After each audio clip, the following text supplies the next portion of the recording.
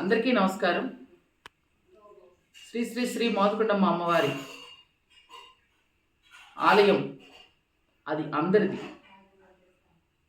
నేను ఈరోజు ఎవరైతే వైఎస్ఆర్ కాంగ్రెస్ పార్టీ ఎమ్మెల్యే విశ్వేశ్వరరాజు గారు ఉన్నారో వారికి నేను సూటిగా ఒక ప్రశ్న వేస్తున్నాను. మా అందరికీ మీరు ఎమ్మెల్యే, దాన్ని పూర్తిగా మేము విశ్వసిస్తున్నాం, స్వీకరిస్తున్నాం. అదే తరుణంలో ఎవరైతే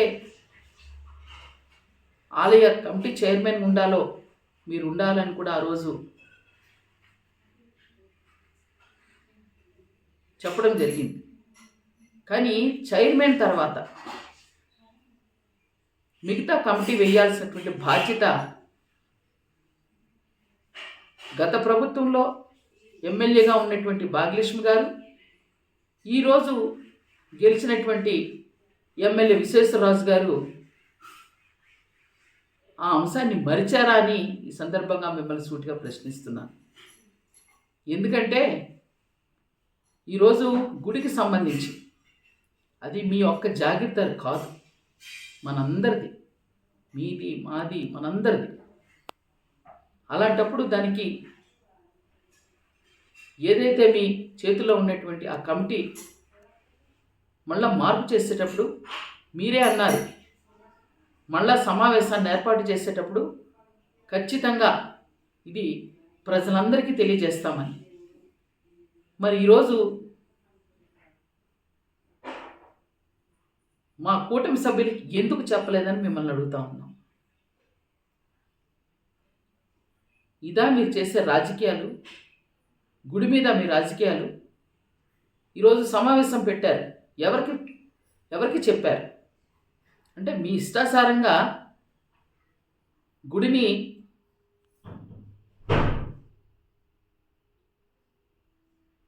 రాజకీయం చేసుకుంటానంటే ఊరుకునే వాళ్ళు ఎవరు లేరు. ఖచ్చితంగా దీని మీద సమాధానం చెప్పాల్సిందే. మీరు ఎందుకు సమావేశం పెట్టారు, ఆ పెట్టే దాంట్లో అందరినీ భాగస్వాములు ఎందుకు చేయలేదని దీనికి సమాధానం చెప్పి తీరాలని ఈరోజు సమావేశం ఏర్పాటు చేసినటువంటి గౌరవనీయులైన విశ్వేశ్వరరాజు గారి ఎమ్మెల్యే గారికి సూటిగా నేను ప్రశ్నిస్తున్నాను. లేని పక్షంలో ఇది మేము ఖచ్చితంగా దీని మీద పూర్తిగా ఖండిస్తూ రేపు ఇది నేను ప్రభుత్వ దృష్టికి కూడా తీసుకెళ్తానని ఖరాఖండిగా తెలియజేస్తున్నాను.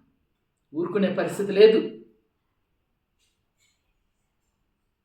మీరు ఏదైతే సమావేశాలు పెట్టుకొని కమిటీలు కూడా నిర్వహించకుండా, కమిటీలు కూడా ఏర్పాటు చేయకోకుండా, అందరి ఆమోదం తెలియజేయకుండా మీకు నచ్చినట్టుగా చేస్తే ఈరోజు ప్రభుత్వం, కూటమి ప్రభుత్వం ఉంది, ఇది సీఎం గారి దృష్టికి తీసుకెళ్తాను. అంతేకాదు ఈరోజు శ్రీ శ్రీ శ్రీ మోదకొండమ్మ అమ్మవారు ఆలయం కానీ రాష్ట్ర పండుగ అవ్వడం కానీ అది కేవలం గౌరవనీయులైన ముఖ్యమంత్రి వర్యులు చంద్రబాబు నాయుడు గారు ఆ రోజు 2014లో రాష్ట్ర పండుగ చేయడమే కాదు, ఆ ఆలయ నిర్మాణానికి కొన్ని కోట్ల రూపాయలు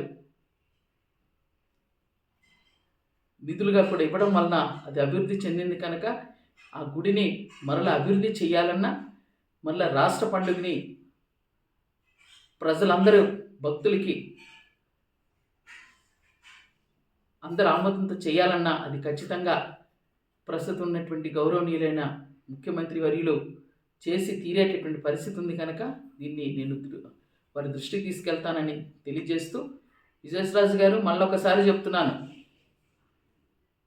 అందరినీ పిలిచి మాట్లాడారా సరే, లేకపోతే మాత్రం ఇది చాలా పెద్ద ఇష్యూ అవుతుందని కూడా మీకు హెచ్చరిస్తున్నాను.